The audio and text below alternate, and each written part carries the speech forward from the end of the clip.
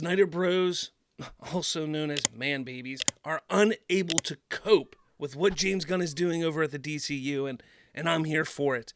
So over the weekend, James Gunn decided to post his update that, yes, Superman Legacy is still shooting for their July 11th release date, which is phenomenal. With all these delays going on with Marvel and Disney and so many other studios thanks to the actors' strike, James Gunn said, you know what?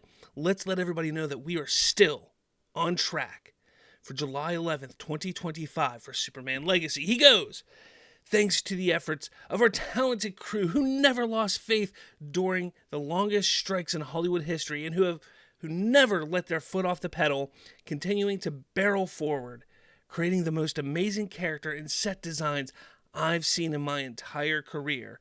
Superman Legacy will be making the originally planned release date of July 11th, 2025.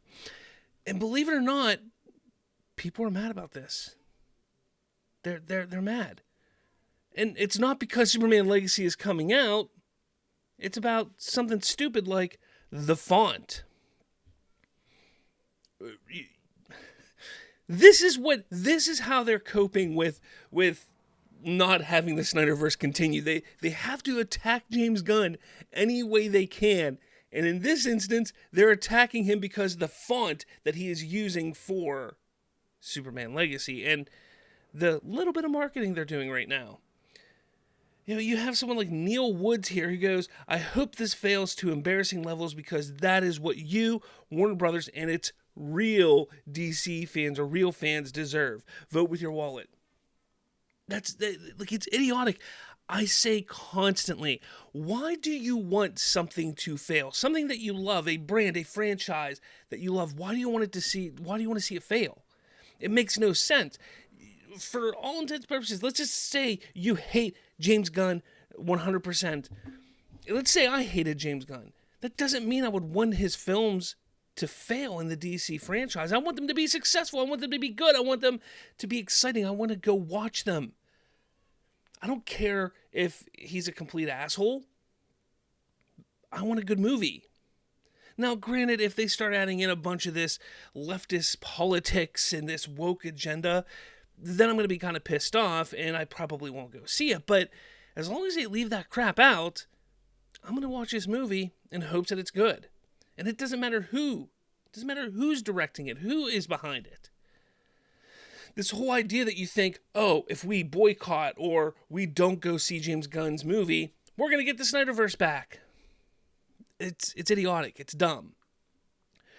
We have people here who are posting on James Gunn's tweet there, restore the Snyderverse. Again, why? I get it. The Snyderverse was great, but it ended in 2017, people. 2017, not 2021. No, the release of Zack Snyder's Justice League was a kind of a favor that Warner Brothers did for Zack and the fans. It had nothing to do with them wanting to continue the Snyderverse. All of that stuff that you heard, even that I bought into, that, oh, this just means it's going to be continued. We're getting this, we're getting that. No. Don't listen to the scoopers. Don't listen to the grifters. They don't know what the hell they're talking about. They were telling you things so they would get your click on their video. It wasn't going to happen. Worst font ever / copy paste. Like, there's only one Superman I'll pay attention to, and that's Henry Cavill. Well, Tony Yole 703. I got to tell you something here. You're one of the few that only cared about Henry Cavill because when he was announced that he was back and he showed up in Black Adam, nobody cared. Nobody went and watched it. Nobody was as excited as they all claimed to have been if Henry Cavill came back. You know why? Because it wasn't about Henry Cavill. It was about Zack Snyder.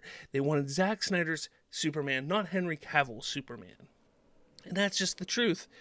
And you see, this is the kind of stuff that is all over the internet. And it's crazy. You know, and I said people are crying over James Gunn using this font. You forget it's been used in Superman comics for decades. This is a legacy font, something that's been used for years and years and years. Look, there's the font there in a comic book. And there's the font now. Sure, the colors are slightly different, but it's still there. It's still the same font. It's just proof that people don't know crap and shit about Superman, about what they're bitching about. And all they want to do is bitch about James Gunn. And honestly, like I say here, probably a bunch of Snyderbros tryhards who only know one version of Superman, and that's Zack Snyder's version of Superman. Again, it wasn't a bad version. It wasn't bad. I enjoy the Zack Snyder version. I really love those films. But it's getting to a point where these people, these Snyderbros, these Snyder cultists, these Snyder followers, they need to just go away.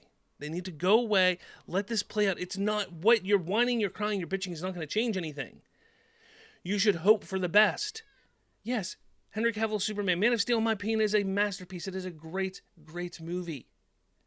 I hope that Superman Legacy can live up to it. But if it doesn't, as long as it's a good movie, as long as it's a good Superman movie, it doesn't have to be better than Man of Steel. It needs to be good. It needs to draw me in. It needs to make me interested in the universe. And people are forgetting that's how it works. You can have a movie about Batman or about Superman that you really like over here, but another one can come out and you could still like it. It doesn't need to be as good as this one over here, but it could still be good and you want to continue. A lot of people, a great example, people love the Nolan trilogy. Those same people like what Matt Reeves did with the Batman. It's okay. You're allowed to like two different iterations of the character. It's crazy. I know it's absolutely nuts. Let me know your thoughts below. I do want to hear what you think about all this. It's getting out of hand. It's getting crazy. It's only going to get crazier as things start ramping up, I should say. As they start announcing cast and we get closer and closer to that release date, especially when production is going on. We're going to see a lot of leaks, probably a lot of information coming out then. But let me know your thoughts in the comments below. And with all that, I'll catch you all later.